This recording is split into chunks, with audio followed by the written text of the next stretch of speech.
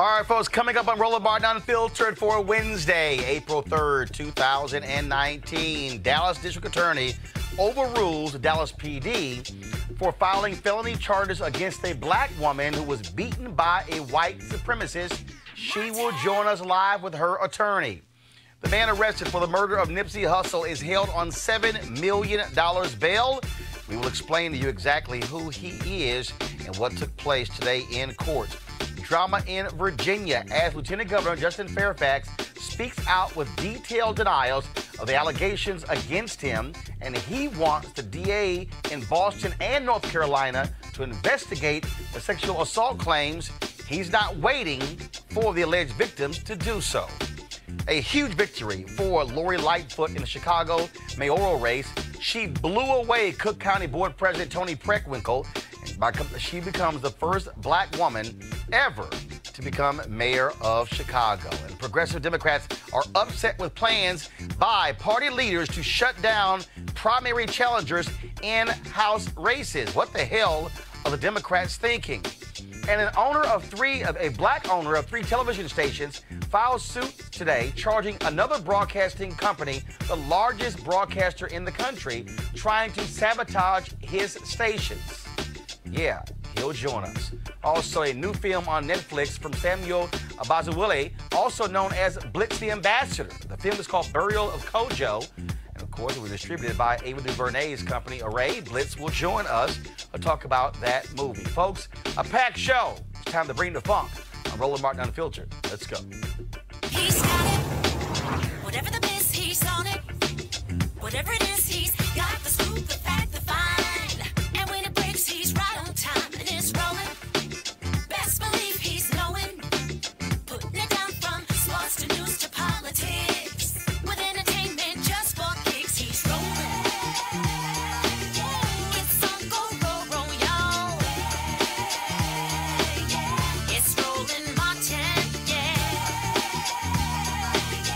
Rolling with Roland now. He's funk, he's fresh, he's real, the best, you know he's Roland Martin now.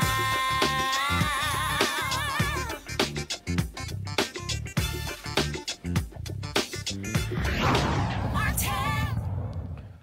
All right, folks, on yesterday, Dallas Police Department filed felony charges against the black woman who was beaten by a white supremacist in Dallas. You might remember the video. We're warning you right now, it is traumatic video, and this is the video, again, of LaJanique Lee. I hope I pronounced that correctly.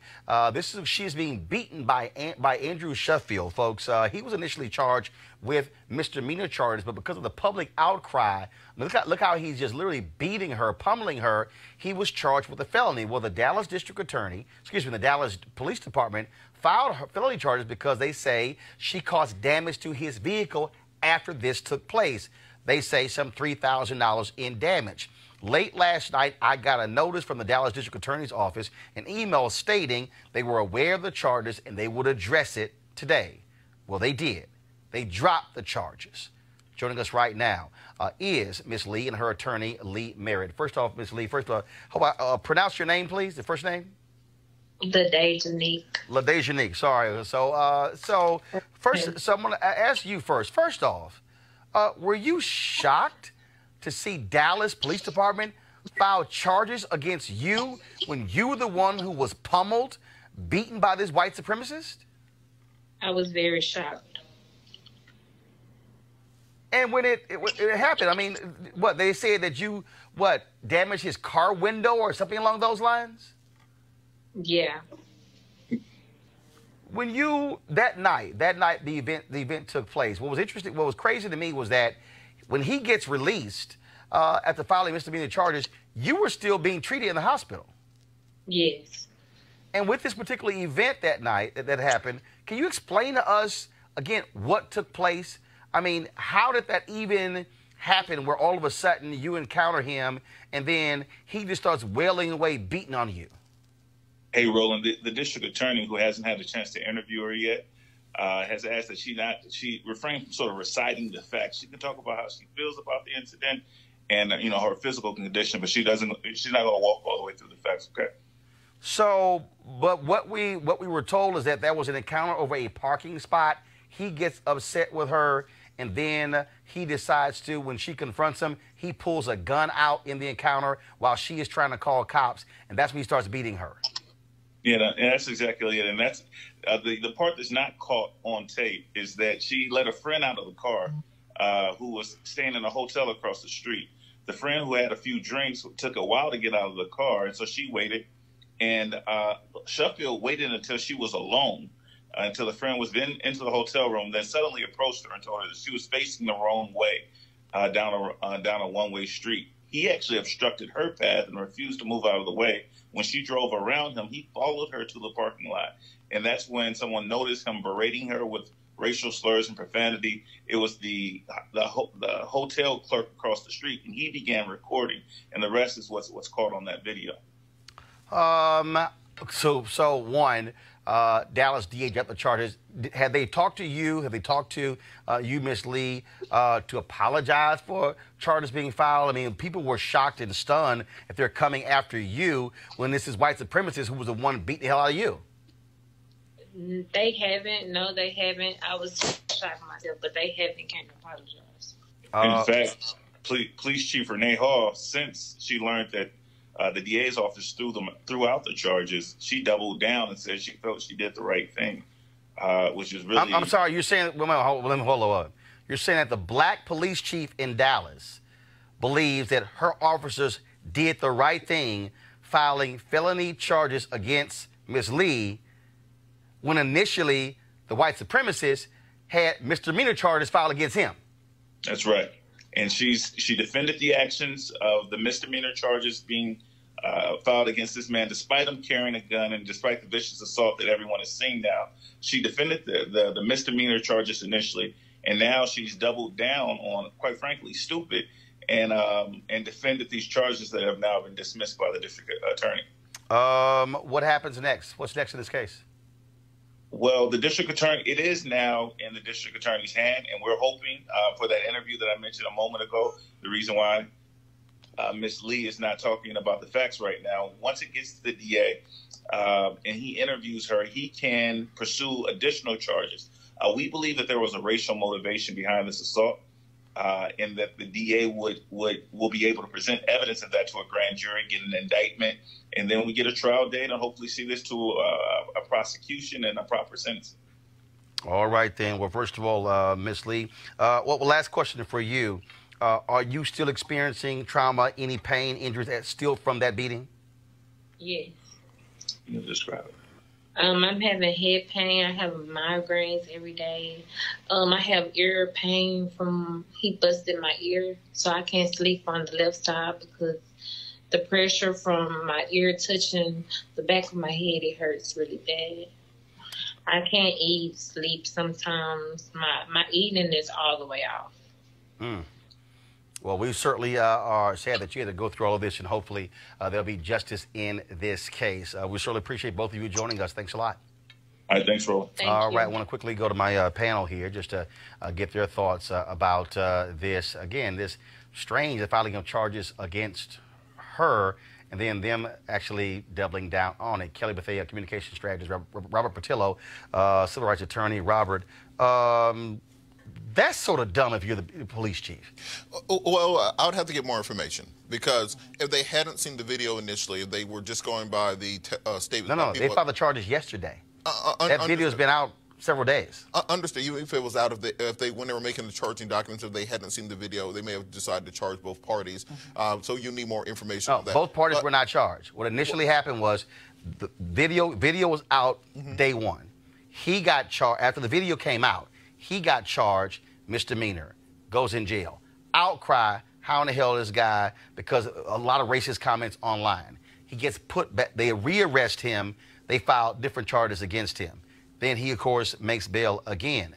Yesterday, they decide to file charges against her. Last night, around when we got off the show, 7 p.m. Eastern, I had an email from the Dallas District Attorney's Office saying they were made aware that Dallas police that day had filed charges. they said we'll address this issue tomorrow. Well, this is part of the reason that we have two parts of our prosecutorial process. You have the police, which investigate and arrest, and then the district attorney's office that has prosecutorial discretion as to whether or not they're going to pursue charges against the individual. I think the more salient point is that this sounds like it fits perfectly into the 2010 expansion of hate crime laws, and this should be pursued by the federal government. If somebody's making racial slurs while attacking somebody because of their perceived racial or gender identity, that falls clearly within the hate crime statute. And even we've seen the Dallas, both police department and district attorney's office have issues on racial issues. Everything from Botham Jean to the Dallas shootings from several years ago. So this may be something that should go in their federal purview. Of course, Kelly, we also there's a new black district attorney in Dallas, John Cruzo, who beat the previous black female DA. Just your thoughts on this? I just think it's disgusting how black women are treated in this country, much less Dallas, Texas.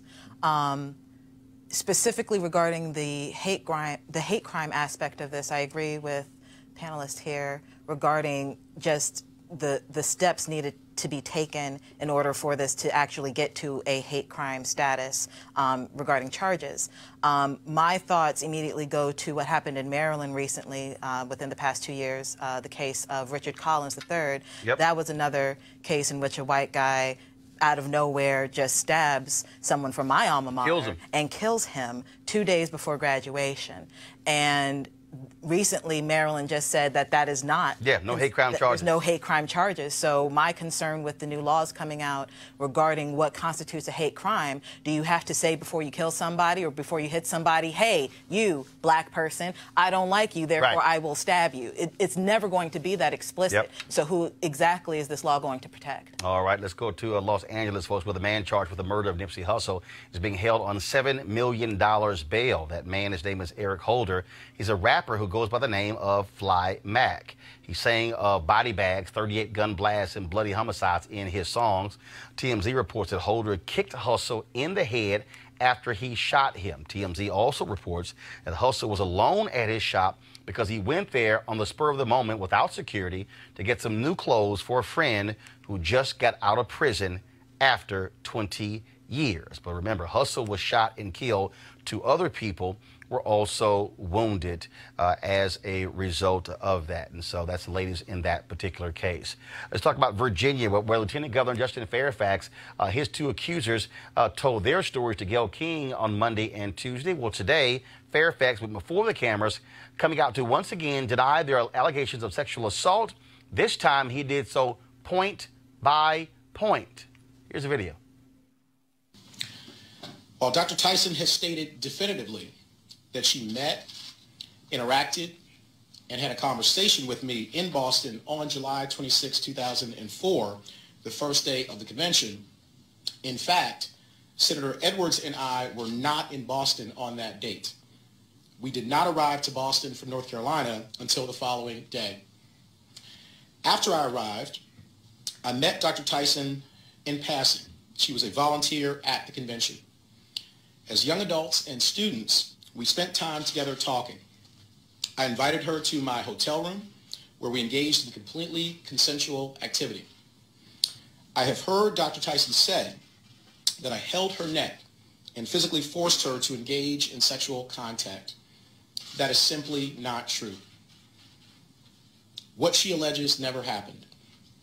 At no time did I force any contact. And she has also said that she was visibly upset and crying. That also is not true. At no time was she crying, or did she express any concern, reluctance, or discomfort. Her demeanor never changed throughout the entire encounter. We engaged in friendly banter after leaving the room. Dr. Tyson has said that after our encounter, we had no further contact. That too is not true. In fact, she reached out to me more than once after the convention had ended, and we spoke several times in the weeks after the convention. In fact, at one point, Dr. Tyson left me a message asking me if she could visit me in New York City, where I had returned to school at Columbia Law School, and even invited me to meet her mother. I did not respond, and our relationship did not continue. Through it all, I had no reason to believe that she felt that our interaction in Boston was anything other than 100% consensual. As regards Ms. Watson, I knew Meredith Watson when we were both in college at Duke University. We had many mutual friends and saw each other often. While she and I had never previously had a physical or romantic relationship, we were friendly with each other. On one occasion late in my senior year, in the year 2000, she initiated a consensual encounter with me. I did not rape or sexually assault Meredith Watson. I did not lock the door. I did not turn out the lights. I did not hold her down or use any physical force whatsoever. We were both willing participants. After that encounter, I saw her on occasion when we were with mutual friends. At no time before, during, or after our encounter did she ever say or do anything that suggested to me in any way that she believed, that she thought anything that happened between us was something she had not wanted or that she was uncomfortable with. Ms. Watson has alleged that we later had a conversation about the encounter where I supposedly raised the fact that she had previously accused a Duke basketball player of raping her, and therefore I thought she would, quote unquote, be too afraid to report another assault.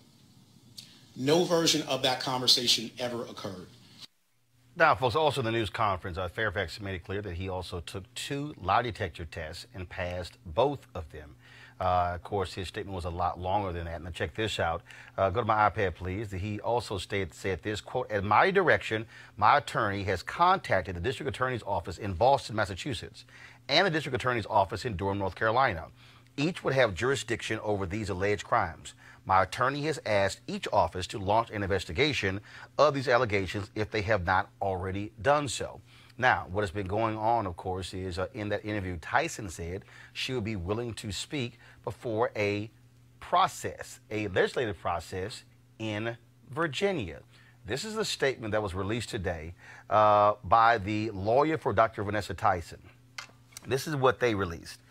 Since their allegations became public in February 2019, Dr. Vanessa Tyson and Meredith Watson have made clear they believe the people of Virginia deserve to hear about the sexual assault and trauma they experienced at the hands of Lieutenant Governor Justin Fairfax.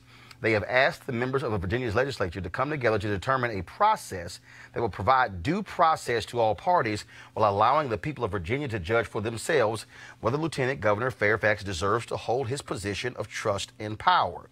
Given the General Assembly's inaction, Dr. Tyson decided to appear and answer questions about the incident in a national television interview. Today, Lieutenant Governor Fairfax made a public statement to members of the media in which he responded in a piecemeal fashion to the accounts of both women. He insists that he is fit to serve as Virginia's lieutenant governor unless he is convicted of criminal court. However, a politician's fitness for office is wholly independent of the workings of the criminal justice system.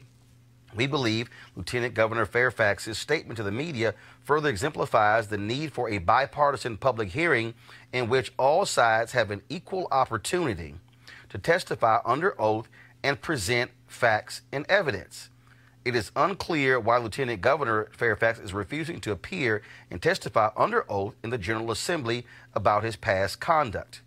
While Dr. Tyson and her legal team have been in touch with the Suffolk County District Attorney's Office, and she has not ruled out pursuing criminal charges, the Virginia General Assembly must fulfill its responsibility to the people of Virginia to ensure the integrity of the Commonwealth's leadership.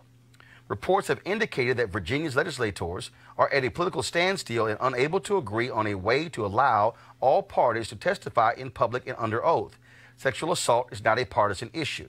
The failure of the Virginia legislature to provide all sides the opportunity to be heard sends a devastating message to sexual assault survivors in the Commonwealth that their state representatives will silence them in order to gain political advantage. We hope that the General Assembly and Lieutenant Governor Fairfax will agree to hold an open, fair hearing where all parties can come forward to provide information about this serious matter. Now, let me break this thing down. I want to break this statement down and also deal with his statements. Also joining us is Dr. Jason Nichols, lecturer for the Department of African American Studies, University of Maryland. So I'm going to start from the bottom up because here's what I found to be quite interesting as I read this. First, this statement says, the failure of the Virginia legislature to provide all sides the opportunity to be heard sends a devastating message to sexual assault survivors in the Commonwealth. First of all, neither one of them are from Virginia. One took place in Boston, one took place in North Carolina. They say in here that Fairfax addressed his piecemeal. That's actually not what happened. But I'm still trying to understand here. This is the statement from the lawyer for Vanessa Tyson, okay, Deborah Katz. She's trying to push the Virginia legislature to hear this out, Kelly, but they don't want to file a complaint in the legal. Fairfax basically said, wait a minute, I'm being accused of forcing someone to have oral sex in Boston and raping somebody in North Carolina. He said, fine, since y'all doing this, I'm going to call the DA. Mm-hmm. I'm still sort of stuck on this, that the lawyer for the women don't want a legal investigation. They want a political discussion. And they even said in here to allow facts and evidence to be presented. No, hold on, go back. We believe Lieutenant Governor Fairfax's statements to the media further exemplifies the need for a bipartisan public hearing in which all sides have an equal opportunity to testify under oath and present facts and evidence. Kelly, why wouldn't you present facts and evidence to the district attorney who prosecutes? My question is, are there really facts and evidence at all when it hasn't been to court yet? That's the nuance here that I'm not understanding. This is a very peculiar situation. I've never seen anything like this. And like you said, the fact that Fairfax is actually saying, hey, I actually want this to be prosecuted in court, real court, so that he can be legally cleared of this, I think it sounds like they want him tarnished on a political end and not actually prosecuted, because maybe they don't have a strong enough case for actual prosecution, but maybe just enough in the court of public opinion to actually do some damage to his reputation. I am not one to say that I don't believe a rape victim. I'm not saying that whatsoever. I'm saying that this is strange, period. Robert, you're a lawyer. How are you looking at Well, yes. you know, I've always been on the record, believe women. It's time for us to listen to women. Absolutely. It's time for us to give these women a voice and to be Hold on, heard. you say, what you say on the record? You say on the record to listen to women and believe, or listen and then see what happens? Listen, investigate, and give them credibility, because too often in the past it was dismissed offhand. Right. And that's what prevented women from coming forward with these allegations. In this particular case, the statute of limitation in Massachusetts for sexual assault and rape is 16 years. That'll be in 2003. This is still within the statute of limitations. Right. If they wanted to file criminal charges in Boston, they could do exactly that. And in fact, the Suffolk County DA, who was a black woman, she came out in February and said, if a complaint is filed, I will investigate. In mid-February, Tyson's attorney said they were going to meet with the DA. They've yet to do so. But it's interesting that they would release this statement demanding a legislative hearing to present facts and evidence, but not file a complaint. Well, I think the reason they chose that path is that it's unprovable in the court of law. You're never going to get to a beyond a reasonable doubt between what happened in a bedroom between two people with no physical evidence, no physical violence, no recordation thereafter. Most people don't take notes and keep a ledger of what happened after sex, and I think that's why they're not going to a district attorney. So, now you got to ask the question. Again, reading that statement again, it sounds to me, reading that statement, they're saying, we want court of public opinion. We don't actually want to file a legal complaint. We want the court of public opinion to determine whether or not he should go. Well, the issue is that they cannot prove this in a court of law. That there's because there's no DNA, no physical evidence, no witnesses, no letters, emails, text messages, social media posts, anything along those lines from 2004 that could prove this in a court of law that there was any incident that took place. The lawyer's position is to have this testimony go forward, much like in the Kavanaugh hearing, where there was no criminal charges filed, but they do want their story told in public. And she was the attorney for Christine Blasey Ford. Jason, what do you make of this? Because, and then especially, what do you make of Fairfax saying, okay, fine, y'all don't want, I'm going to tell the DA, launch an investigation? Well, I was thinking the exact same thing that was said, and that is that this is very difficult to prove without any serious evidence. It's been a long time. My question is, if this happened, would they have told a friend, told somebody, had witnesses that they could pull forward? And as far as the political damage, I feel like it's already been done. I would honestly, if I were Justin Fairfax's friend, family member, I would tell him to step down and perhaps do something else. Why? This has been, I'm sure trying for him, trying for his wife, trying for his family. But why would you say step down? His reputation has been tarnished. But I'll ask both of you as men. If you were accused of this and you were adamant you didn't do it, your name it's already there. Why wouldn't you fight? Why wouldn't you fight for your name? Well, because I don't want to be on camera detailing off my sexual activity from college in front of a national audience for a panel of people to be breaking down. But it's already happened.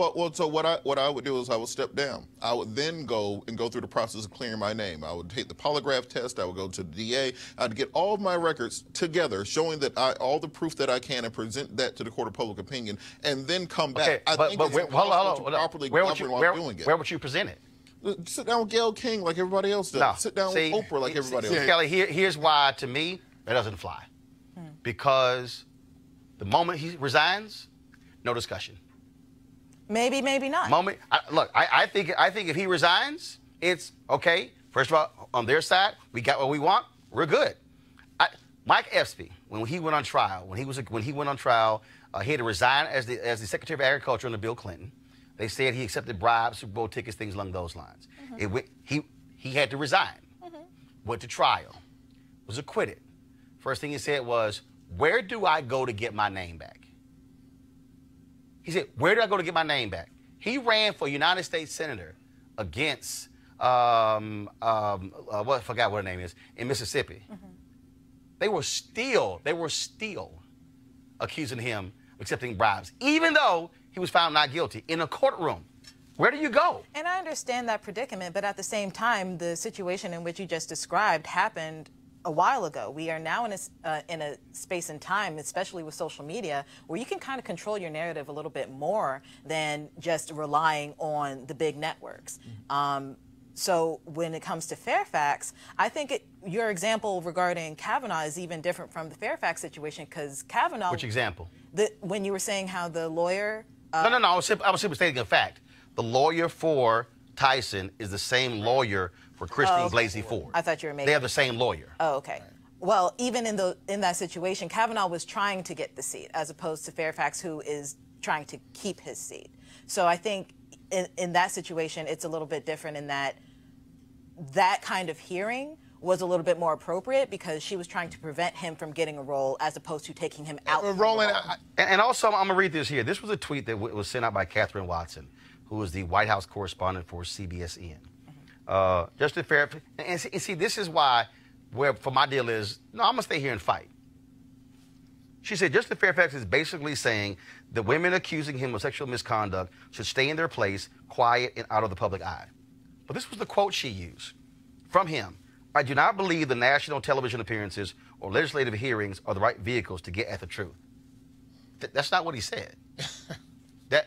He didn't say stay in their place, stay quiet out of public eye.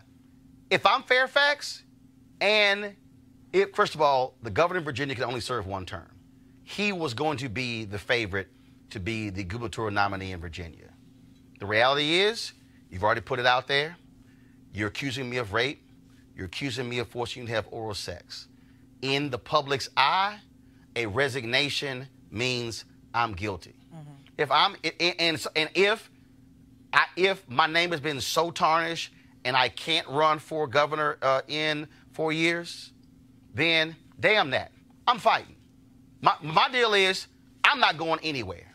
If someone accused me of something and I absolutely believe I did not do it, I'm not going anywhere. I'm going to fight for my name just where I am because I busted my butt too hard to get to where I am to then scurry off to go somewhere else. Now, I get folks say, hey, but at the end of the day, if you already tarnished my name, hell, I'm staying right here.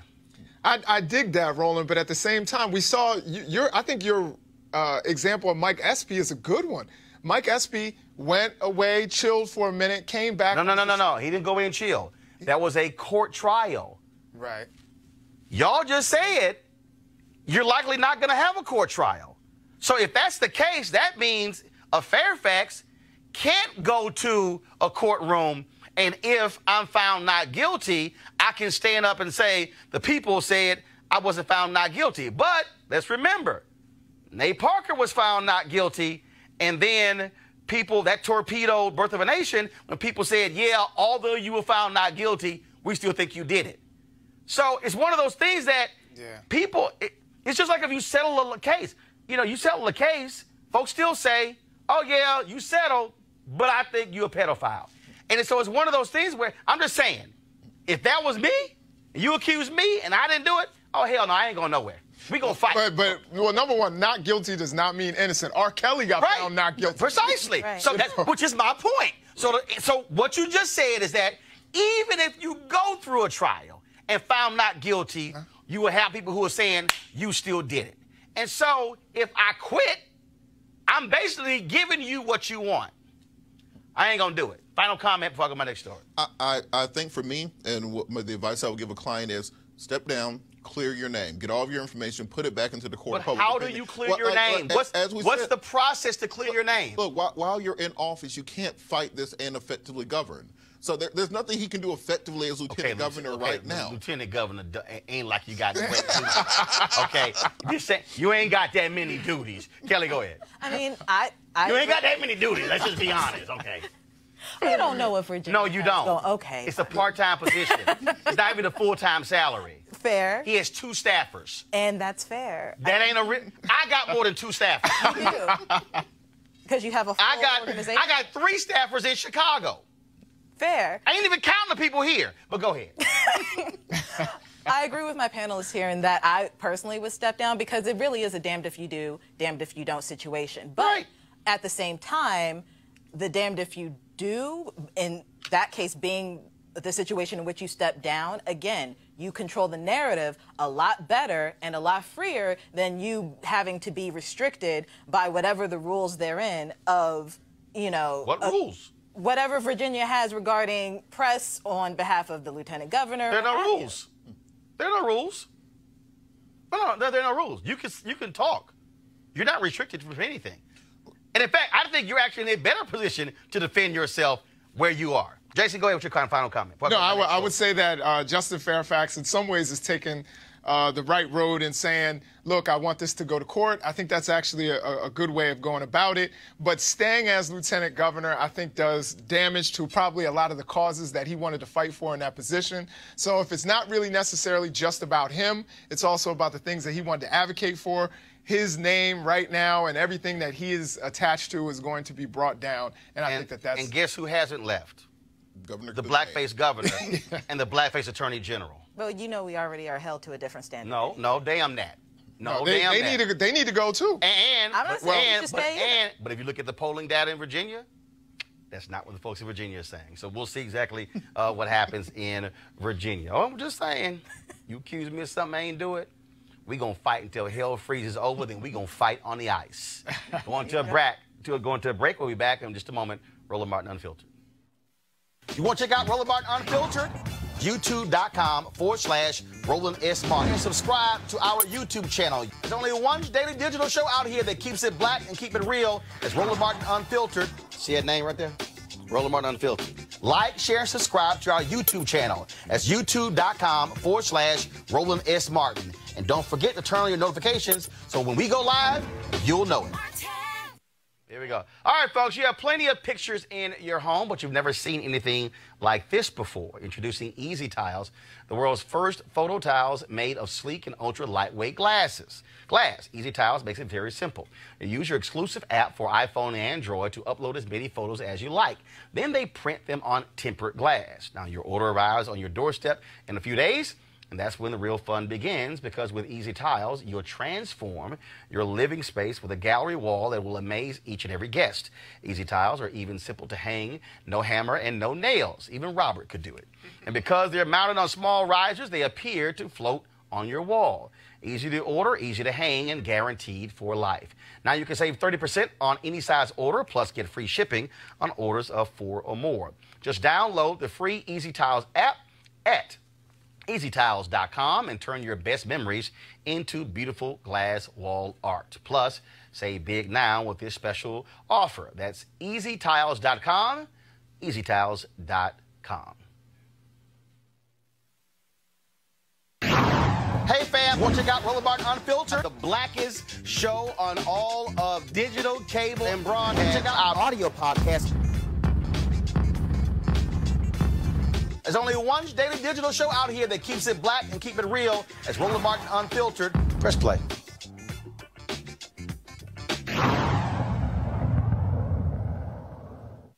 All right, y'all. Lecture day yesterday in Chicago, and Lori Lightfoot, she is now the new mayor of Chicago. She, of course, corporate lawyer, also worked in public space under Rahm Emanuel. She blew away Cook County Board President Toni Preckwinkle, 73-26. She beat her ass like she was precious. Like she beat her with a tire track, a belt, a switch, and an extension cord. Yo, that's a blowout right there, y'all. Of course, Preckwinkle, not only was she the president of the Cook County Board, she also, folks, was the head of the Cook County Democratic Party. She had major labor support, but in Chicago, they wanted change. And then, of course, even a last-minute effort to try to blast Lightfoot with flyers around black churches in Chicago because she's a lesbian did not matter. She won in every one of Chicago's 50 wards, a stunning rebuke to establishment politics in that particular city. And today, Reverend Jesse Jackson Sr. insisted both of them attend a unity rally to ensure that people understand that you have to move forward together, because also what's important, Preckwinkle will still be the Cook County Board President. Lightfoot's going to be mayor. They're going to be on opposite ends of the same building. Here, of course, is some of that unity rally. So we don't have the video of it, so I thought we had the video of it, so I'm going to try to pull up in a second. It was pretty cool there. Now, folks, let me go here. It was very interesting. It's very interesting to see what's happening here. Change, it was clear change. And even you had some young black activists, BYP 100 Chicago, they were saying that Lightfoot, that, you know what, she called for some of the closed schools to be turned into police academies. They felt that she be too much about the police. Did not matter. To have that wide of a margin says a whole lot about how people felt in the city, even though 65% of the city's 1.6 million registered voters did not vote. Well, that's the point I was going to make. I lived in Chicago, went to law school in Chicago, Kent College of Law, lived right there in Hyde Park. And what we saw during the primary leading into the final part of the election was all of the progressives got together and beat each other up so much that you ended up with people who didn't represent that agenda being the final two candidates. She came in first in the primary, which was stunning to people. You had so many people in that field, and something that the Democratic candidates for president can take a look at. The fact that we have that many people cannibalizing each other, you end up with a result. Instead of unifying behind one candidate, you end up with a result that people don't support. You have 300,000 people out of this population in the city of Chicago who voted for Lightfoot. About 150, 160,000 voted for Periwinkle. What she has to do is go to those disparate parts of the city, go to those, build coalitions with those candidates who did not win, listen to those voices, listen to those agendas, and then find a unity message going forward. The first thing that, the first press thing that came out today from her was, we have to prosecute Jussie Smollett. Like, no, get out there in the streets, find out the things people care about. Right, understand the things that ain't the first thing. 3,000 people got shot in Chicago last year, and you talking about Jussie Smollett. Right, I'm just saying that ain't a win and one. Reverend Jesse Jackson Sr., of course, He pushed for them to have this unity rally, where they also shook hands. The two of them hated each other during this campaign. And so this is from Reverend Jackson's Twitter feed of this unity rally of Preckwinkle as well as Lightfoot. Mayor-elect Lightfoot last night to congratulate her.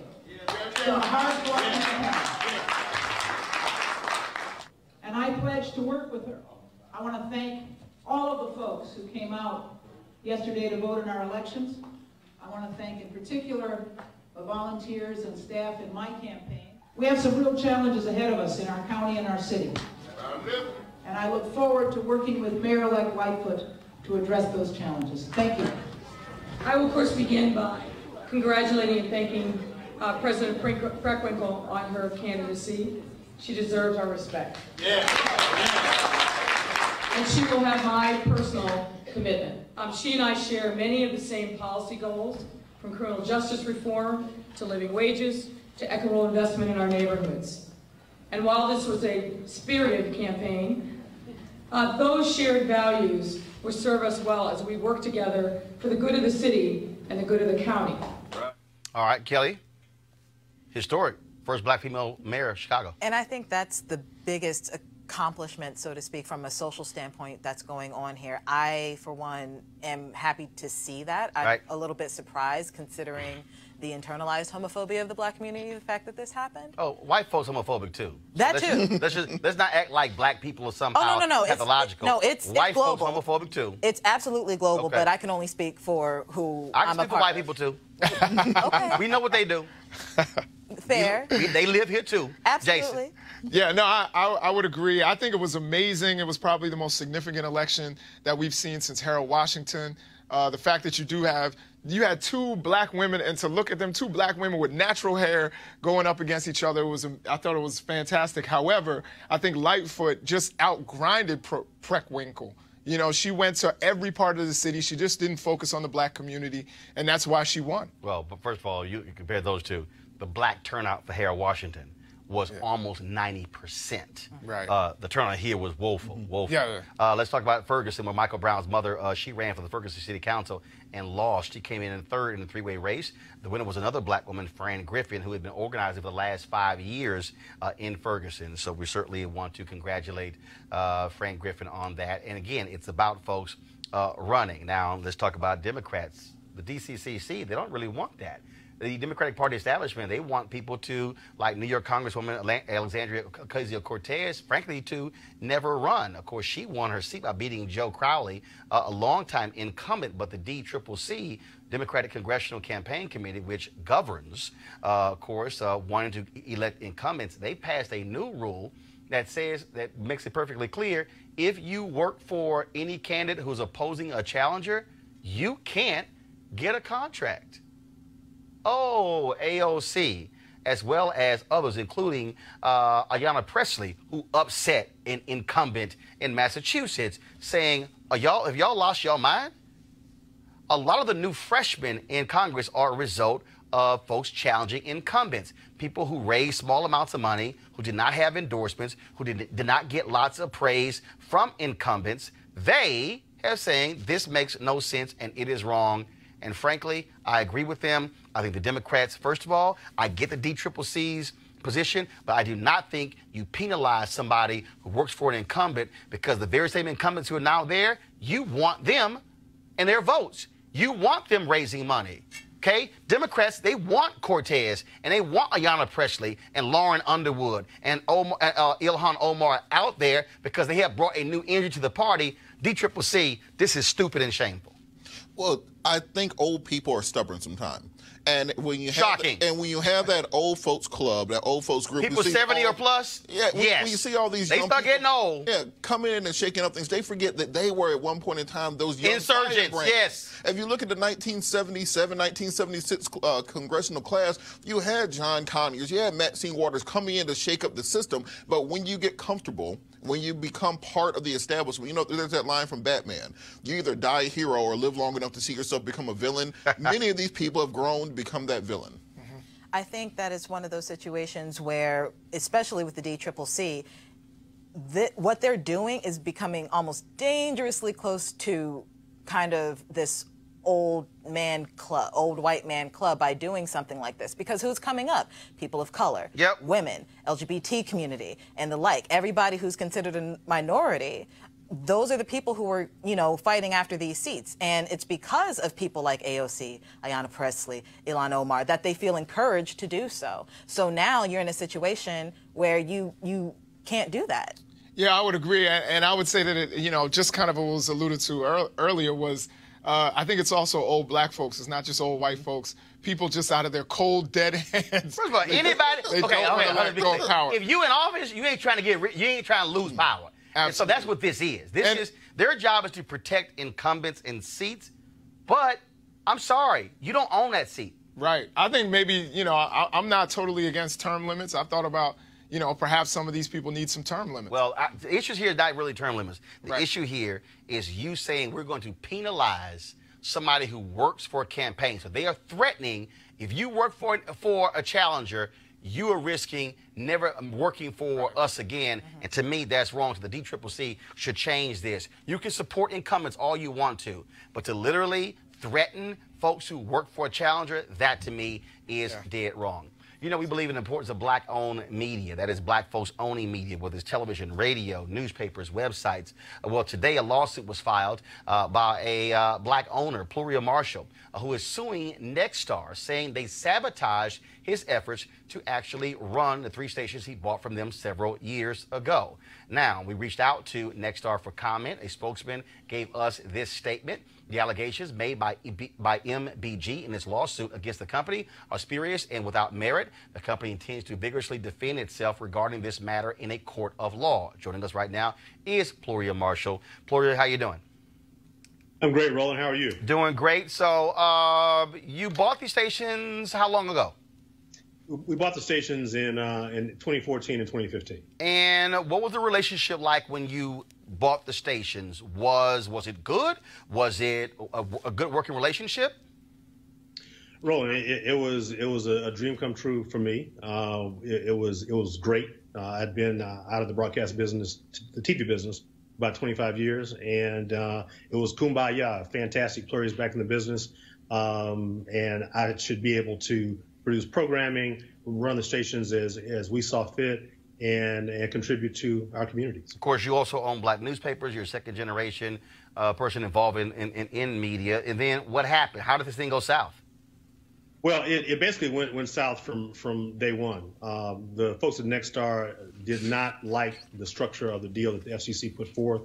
And from just about day one, everything that they did was to make it difficult for me to run the businesses from a corporate standpoint. Explain that. When you say how the FCC structured that, so when they sold the stations to you, was that a result of having to meet FCC obligations because they own too many stations?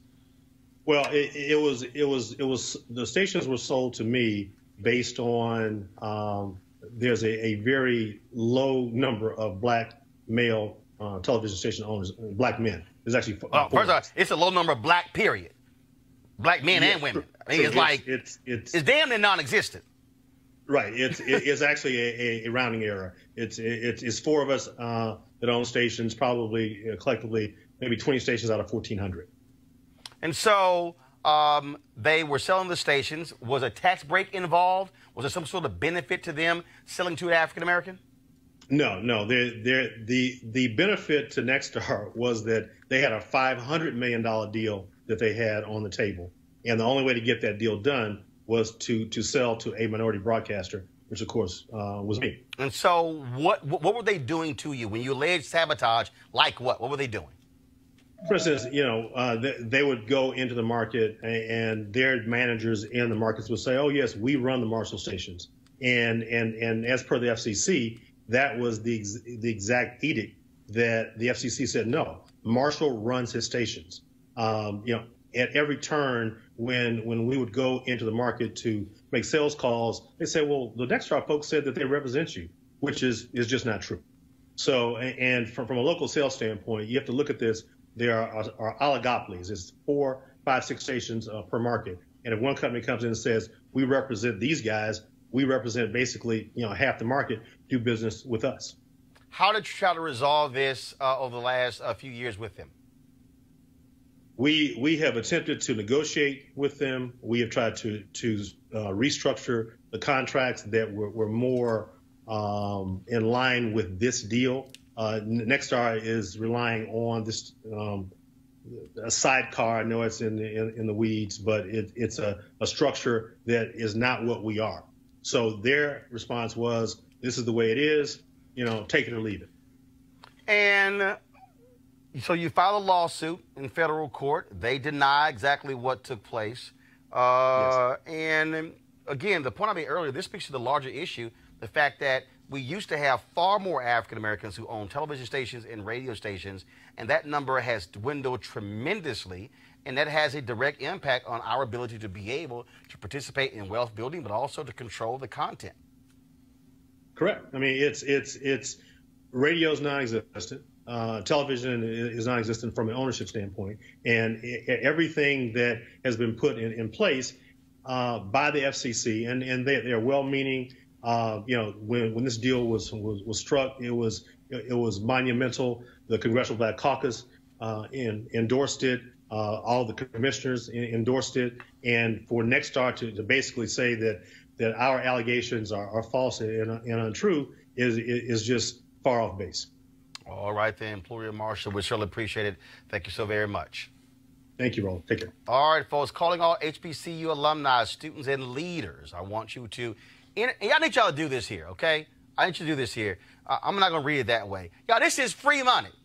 This is free money, and we need more people to actually go to this website to sign up to help your HBCU. You can enter the Ford Motor Company HBCU Mobility Challenge and win $25,000 for your school. Now, building on the long-term support of HBCUs, Ford is looking to improve mobility in HBCU communities through innovative solutions. Now, the winning program will receive a grant of up to $25,000 to implement their proposal.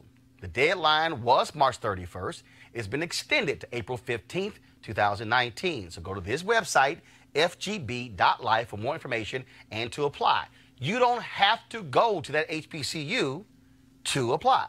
You actually can sign up your own school or your favorite school or one near you, the one you support. And so please go to fgb.life, fgb.life for more information and to apply. And remember, Ford goes further in our community. We certainly appreciate them being a partner here at Roland Martin Unfiltered. This weekend, Sunday, this past Sunday, The Burial of Kojo, a new film that dropped on Netflix that tells the story of a young woman in Ghana as she remembers her childhood and the contentious relationship between her father, Kojo, and her uncle, Kwabena. Take a look.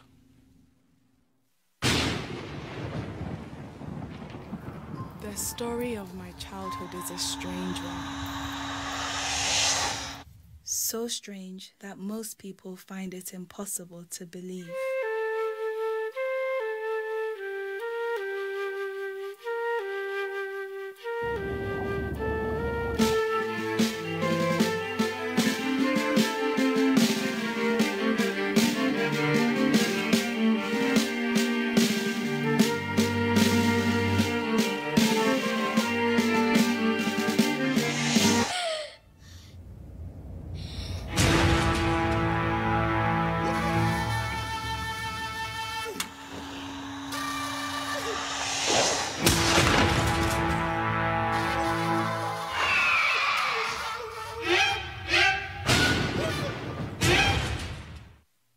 Director Blitz Bazuwele joins me right now. Blitz, is that how I pronounce your name? Yes, sir. All right, I'm just making sure. All right, then. So you've done this movie without a studio, obviously, without a lot of marketing. And what we have seen is, because of Netflix, really the opportunity for directors like yourself to really be able to show their wares, show their talent, and tell their stories to a worldwide audience. Well, absolutely. It is a game changer in terms of, people who have been marginalized and haven't had an opportunity. The studios really controlled everything that, got distributed for a very long time. And so especially work that were either from the continent or foreign films, I still call it, never really stood a chance. Obviously, with Netflix, it's become a lot more democratized. And obviously with someone like Ava DuVernay, who is in there blocking for us, it also makes it an amazing opportunity. We have seen an increasing number of stories coming out of the continent of Africa. Now, obviously, last year with Black Panther, folks making $1 billion worldwide, telling the story of this fictitious African country. The thing that I still think is important is that it was, as the sister Dana, who played in Black Panther, said at the Image Awards this weekend, she said it was the African diaspora that made Black Panther so well. And so, but with 2/3 of the world being people of color, you have the ability to really tell your story and to be able to generate attention and tell more of these stories. Yes, absolutely. And I think the key thing that's changing is our access to technology, which I think for a very long time was a huge barrier to entry. You know, you can have a good story, but if you didn't have the access to create the work, you stood no chance. Now, you know, things have changed drastically in terms of access to the cameras that are necessary, but also the technical know-how. And I think that has inevitably evened the playing field. Now, as it concerns, you know, our global diaspora being supporters of the work, I think for me, I know that the barrel of Kojo's success is hinged on the diaspora. We took the film to Brazil, which is, you know, the largest Black population outside of the continent in terms of countrywide. And the response that was amazing. And, you know, of course, we routed it through the U.S., and that has enabled us beam it across the world. And I think that's one very key difference between then and now. Jason. So, Blitz, congratulations on the film. It looks amazing. I can't wait to go home and watch it. Now, you're blazing new territory. Who were your influences to get into film? So, you know, there are a few legends back on the continent, some of whom are in the diaspora as well. So, Haile Gerima, who is a phenomenal filmmaker from Ethiopia, Absolutely. But he's a Howard professor, is one of my huge influences. Spike Lee, you know, Spike is who taught us that, you know, you can have an inward gaze and you know, represent your people with grace. And he was the first one that I saw also have this amazing ability to communicate, not only in the work, but also in the marketing of the work. So, you know, Spike is a huge inspiration for me, and I'm sure for many filmmakers across the world. Kelly? How do you plan on making sure that people like you and younger than you actually have the same opportunities as you after the huge success of your film that I'm sure will happen? Well, it's about sending the ladder back down, you know, and Ava has proven that time and time again. And I'm a beneficiary of her saying, it's not enough for me alone to be in this space. It is not enough for only African Americans to have this space. It's not enough for only continental Africans to have this space. It's important that all marginalized people have this space. And I think that has been an amazing feat. And I haven't seen anyone be that consistent. And that has been a huge inspiration for me. I personally also run an organization in Ghana called the Africa Film Society. And our work is similar to what's happening here with Ava and Array, where, you know, our key thing was how do we first educate people and let them know that Africa has a cinematic history. That's the first thing. Because most people go to universities and have no idea that Africans have made films from the 60s onward.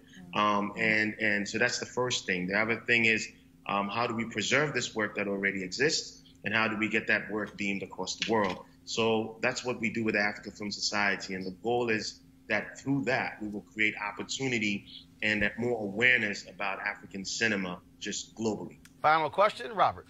for about a generation, people in the diaspora were bombarded with negative images and iconography about Africa, and for that reason disconnected from their people. They built up a certain level of prejudice towards people from the motherland. How does your film help to break down those prejudices, and how do you plan to reach out to people, particularly in America and as you said, Brazil and other locations, to break down this stigma and get them more interested in African films? Well, I mean, listen, African cinema in general is probably one of the strongest mediums in the world.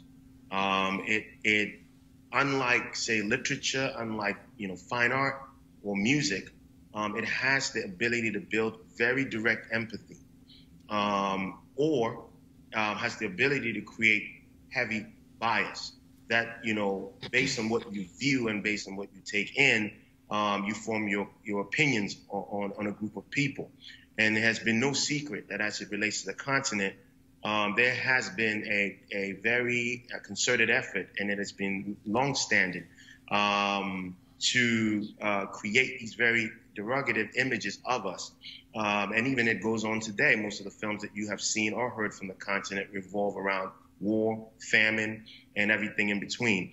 And for the Burial of Kojo, we were very clear about the fact that this was a huge opportunity to, for the first time, people see the continent in its beauty and its glory. That's number one. The second thing was, we were very critical even about the proximity of the camera, because a lot of times when you watch African films, they feel so distant. You don't really build the kind of empathy and connection with characters. We were very clear that the camera was a stand-in for our people, and that the closer you were to the characters, the more empathy you were going to build. And I think that it's our responsibility as a diaspora and as a continent to be cognizant about these images and to only do our absolute best to reflect ourselves in the best light. So the Burial of Kojo, absolutely. It was very intentional, and we're very excited. The reviews have been stunning, so we're extremely excited. Blitz, congratulations, folks. The Burial of Kojo airs on Netflix. You can watch it right now. Blitz, thanks a bunch. Good luck. Thank you very much, Ron. It's a pleasure. All right, thanks a lot. Again, folks, also want to thank Jason, want to thank Kelly, want to thank Robert as well for joining us and all of our guests. Look, all something we talked about today is why we do this show. There's no other show like it. You're not going to have this much black news being talked about anywhere else. And I would out dare say there's no other show. You can actually find 3 black people on set at the same time talking about public policy, because, they always have 1, maybe 2 of us, not 3 at the same time. And so y'all want to go to, because when Jason's on Fox News, that ain't going to happen. Just letting y'all know. You want to support Roland Martin Unfiltered, please join our Bring the Funk fan club. Go to RolandMartinUnfiltered.com. Use the Cash app, use Square, use PayPal. And look, a lot of you are watching right now on Periscope, on YouTube, on Facebook. I keep trying to tell you, we have to fund our own freedom.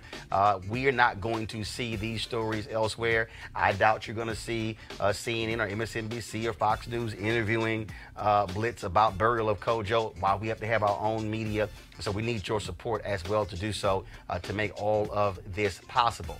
Literally, if all the people who literally are watching right now, you will actually double the number of folks who've already joined our Bring the Funk fan club. Had a brother today who gave $2 on the Cash app, and he said, that's all I got. I said, every dollar counts. And so whether it's 2, 10, 50, 100, 500, 1,000, doesn't matter.